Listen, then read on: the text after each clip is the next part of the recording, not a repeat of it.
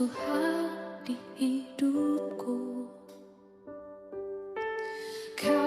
Series ini adalah short series dokumenter yang kami buat untuk membahas kehidupan para remaja, di mana kita akan membahasnya baik dari sisi positif maupun negatif. Kami akan membahasnya satu persatu. Kami akan membahas ini dengan 5 pertanyaan, alasan utama, faktor, dampak, solusi, dan kesimpulannya. Berbagai berita dan data dari berbagai artikel dan berita, sekaligus pengalaman kami. Dan inilah episode pertama kami. Selamat menyaksikan. Jiwaku pun berserah hanya kepadamu, Yesus. Kaulah selalu berkata jujur. Hidup dalam pertobatan. Harus tahu dulu apa yang dimaksud dengan ideal. Menurut KBBI, ideal adalah hal yang sangat sesuai dengan yang dicita-citakan, diingin-inginkan, atau yang diangan-angankan. Artinya, kehidupan rohani yang ideal adalah kehidupan rohani yang sangat ditaati dan diimpikan banyak orang, khususnya para remaja. Mari kita membuka pembahasan ini dengan sebuah pertanyaan. Mengapa kita harus memiliki standar hidup yang rohani? Dan apakah standar rohani tersebut hanya untuk dipandang oleh orang lain atau untuk membangun hubungan dengan Tuhan? Pertanyaan ini dapat dijawab sekaligus sebagai alasan mengapa kita membahas topik ini. Coba kita perhatikan beberapa dari berita ini. Jiwaku pun berserah hanya kepadamu, Yesus. Kaulah segalanya. Ya, jadi kita perlu membangun dan menjalankan sebuah standar hidup rohani. Karena dengan menjalankan kehidupan rohani, kita dapat lebih dekat lagi dengan Tuhan, lalu kita bisa mengembangkan pola pikir yang positif, menjalankan kegiatan-kegiatan yang positif, dan juga memberi pengaruh yang baik bagi lingkungan sekitar kita.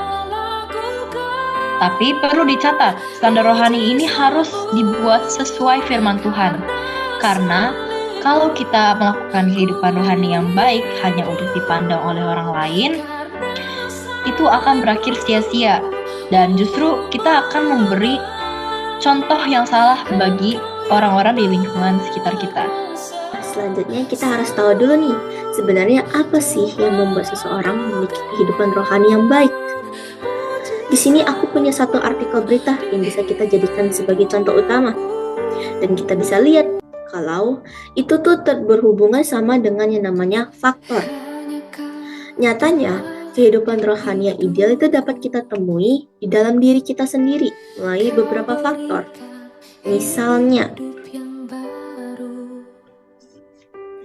konsistensi untuk berkomitmen, melakukan kegiatan-kegiatan spiritual seperti mengikuti ibadah secara rutin yang sudah ditetapkan oleh gereja.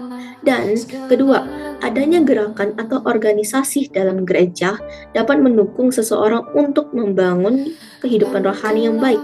Karena dengan berkumpul dalam suatu organisasi, kita dapat saling mendorong untuk mendapatkan hal-hal yang bisa menunjukkan, seperti kegiatan doa dan renungan bersama. Kita juga melakukan kegiatan sukarelawan terhadap sesama.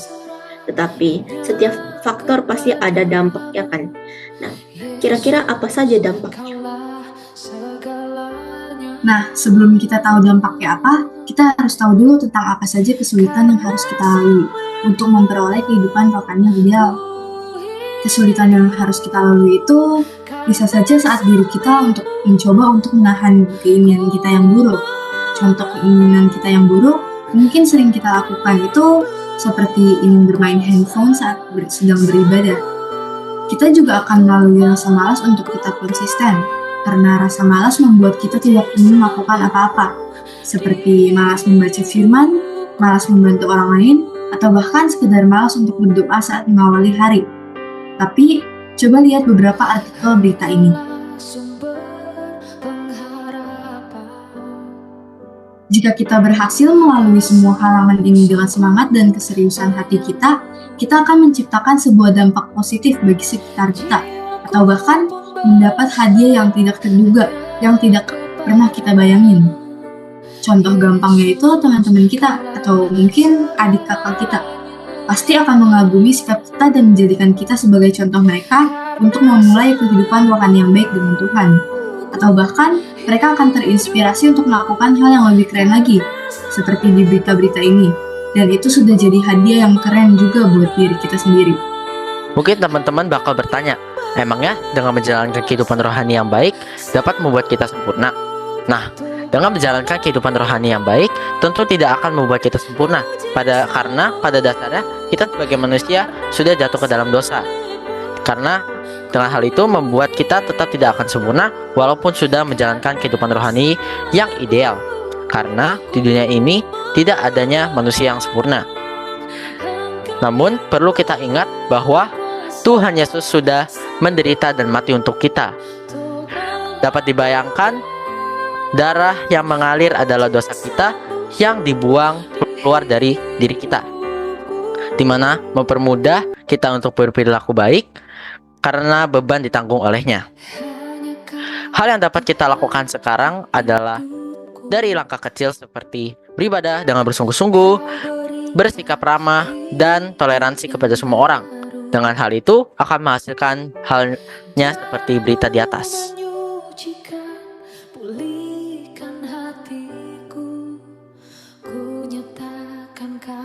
Dan sebagai bagian penutup dari video ini, kita sudah bisa menjawab pertanyaan, sebenarnya kehidupan rohani yang ideal itu penting gak sih bagi kehidupan kita? Jadi, kehidupan rohani yang ideal itu penting, karena kita dapat merasakan keberadaan Tuhan dan lebih dekat kepadanya. Sebagai remaja Kristen, kita harus dapat membedakan mana yang baik dan mana yang buruk. Oleh sebab itu, kita harus memfilteri pergaulan kita. Sebagai contoh, ada remaja Kristen yang membantu membuka posko Ramadan bagi umat Muslim.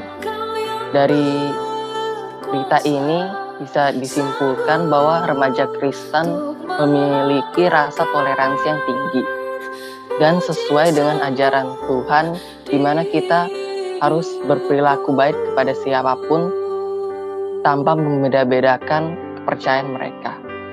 Demikian dari episode pertama kami. Terima kasih.